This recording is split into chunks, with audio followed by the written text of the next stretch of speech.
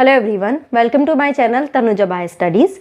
Okay, now this is the last topic of this chapter about the respiratory quotient. Okay, इससे पहले हम ये और बात कर लेते हैं कि जो ये रेस्पिरेशन होता है प्लांट्स में, ये रेस्पिरेशन को हम जनरली हम सोचते हैं कि इसमें ब्रेक डाउन हो रहा है, तो ये कैसा पाथवे हो गया? It is a catabolic pathway. ठीक है, मेटाबॉलिज्म में दो तरह की रिएक्शन होती है, कैटाबॉलिक एंड एनाबॉलिक. तो हम इसे कंसिडर करते हैं कि कैटाबॉलिक पाथवे. बट क्या होता है, ड्यूरिंग दिस पाथवे बीच में कुछ इंटरमीडिएट प्रोडक्ट भी बनते हैं. ठीक है, ये इंटरमीडिएट प्रोडक्ट्स जो होते हैं ये किसी दूसरी पाथवे में एंटर करते हैं और वहाँ पे जाकर कोई दूसरा मैक्रोमोलिक्यूल या कोई दूसरा प्रोडक्ट बनाने में हेल्प करते हैं. ठीक है, बनाने में हेल्प कर रहे हैं, यानी कि ये कौन सा हो गया? एनाबॉलिक पाथवे हो गया. ये कौन सा हुआ? एनाबॉलिक. यहाँ से ब्रेक डाउन हो रहा है, दिस इज दी कैटाबॉलिक. यानी कि इसी पाथवे के कुछ प्रोडक्ट जो है वो एनाबॉलिक पाथवे में भी एंटर कर रहे हैं. That's why this respiration completely or combinedly is considered as the catabolic as well as anabolic. दोनों ही पाथवे में ये कंसिडर किया जाता है. That's why it is called as the amphibolic pathway. Okay, so this is called the amphibolic pathway. Fine. चलिए अब बात करते हैं रेस्पिरेटरी कोशेंट क्या होता है.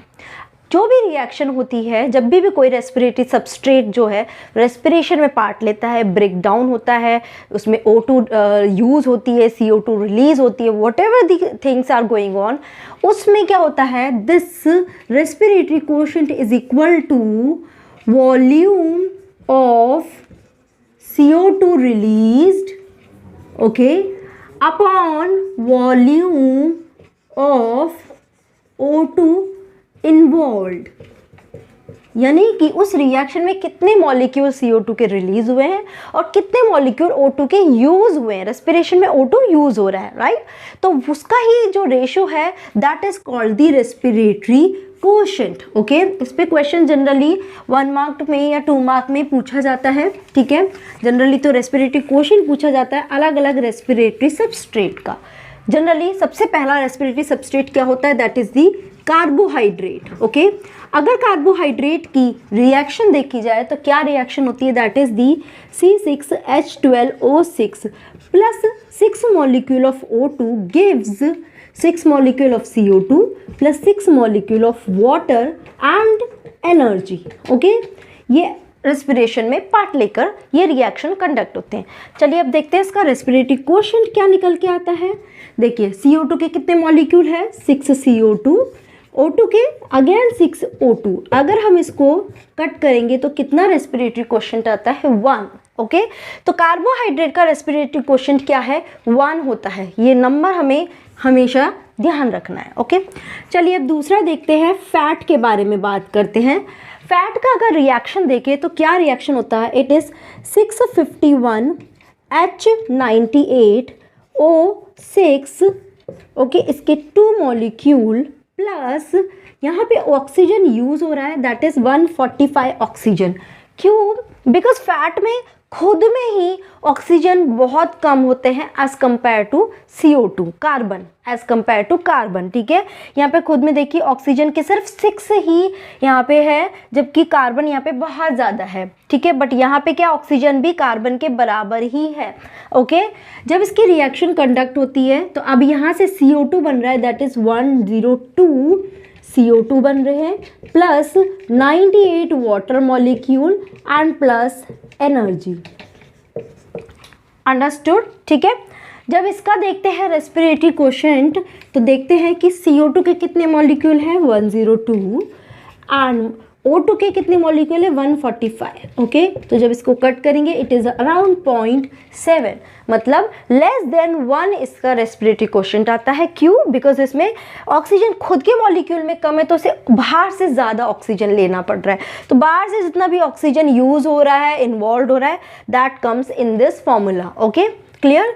ऐसे ही अगर प्रोटीन के बारे में भी बात करें तो प्रोटीन का भी जो रेस्पिरेटरी कोशेंट होता है वो 1 से कम होता है, दैट इज अराउंड 0.9. ओके, ध्यान रखना 0.9 प्रोटीन का, फैट का कितना होता है? 0.7. ओके, चलिए अभी एक दूसरा बात करते हैं हम ऑर्गेनिक एसिड की। अगर ऑर्गेनिक एसिड का देखें तो उसका देखते हैं कितना निकल कर आता है। ओके, सो ऑर्गेनिक एसिड अगर इसकी रिएक्शन देखें तो इट इज़ अराउंड COOH, ठीक है। Okay, so these are 2 molecule plus यहाँ पे ऑक्सीजन का एक मॉलिक्यूल यूज़ हो रहा है और ये बना रहा है 4 CO2 के molecule plus 2 water and energy, ठीक है, अगर organic acid as a respiratory substrate use होता है तो। चलिए देखते हैं इसका रेस्पिरेटरी क्वोशिएंट क्या होगा।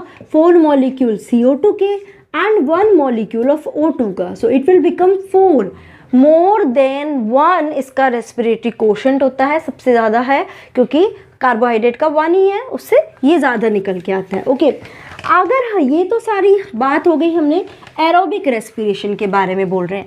अगर हम बात करते हैं एनएरोबिक रेस्पिरेशन के बारे में, ठीक है, तो एनएरोबिक रेस्पिरेशन में एज यू नो एनएरोबिक यानी कि यहाँ पे ऑक्सीजन तो यूज़ हो ही नहीं रहा है, तो क्या यूज़ हो रहा है, सिर्फ CO2 यहाँ से बाहर इवॉल्व हो रहा है।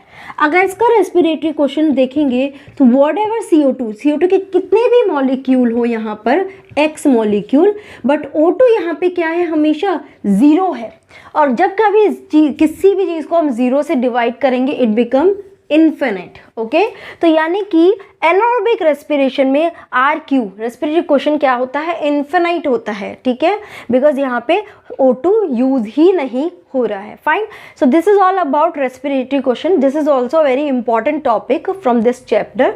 बहुत ज़्यादा रेस्पिरेटरी क्वेश्चन ज़्यादातर पूछे जाते हैं, किसका कितना होता है, डायरेक्ट क्वेश्चन पूछा जाता है। Okay, so this is all about of this whole chapter. इस पूरे चैप्टर में ही अगर आपको कुछ समझ नहीं आया, please do let me know.